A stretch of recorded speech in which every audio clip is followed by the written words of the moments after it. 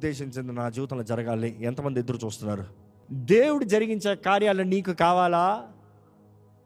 నీ జీవితంలో అనుభవించాలని ఆశ ఉందా? నీ కుటుంబంలో అనుభవించాలని ఆశ ఉందా? బైబిల్ చూసినప్పుడు అండి, దేవుడు అంటున్నాడు, నేను నీ తోడుంటా. కానీ అదే సమయంలో దేవుని సన్నిధి నువ్వు కాపాడుకోవాలంటే మొదటగా నీకు ప్రార్థన ఉండాలి. ఈరోజు ఎంతోమంది అజ్ఞానాన్ని బట్టి అపవాది ఏళ్తున్నాడు అండి. ఎంతోమందిని అపవాది ఏళ్తానికి, అపవాది దాడి చేస్తానికి కారణం ఏంటి? అజ్ఞానం అనే పాపము, హఠ అన్న పాపం. అజ్ఞానము, నాకు తెలియదే, నాకు చెప్పలేదే, నాకు తెలియదని నువ్వు అనలేవు, నాకు చెప్పలేదని అనలేవు. ఈరోజు అన్నీ తెలుసుకునే అవకాశం ఉంది. అడిగితే చెప్పించుకోవాల్సిన అవసరం ఉంది. నీకు తెలియదు కాదు, తెలుసుకో. తెలియక చేసిన పాపముల దేవా క్షమించేయని ఓరక ప్రార్థన చేస్తాం. కానీ దేవుడు అంటున్నాడు, నీవు ఒప్పుకో. మన అపరాధముల నిమిత్తమై, దోషముల నిమిత్తమై క్రీస్తు నలకగొట్టబడ్డాడు, వెరగొట్టబడ్డాడు.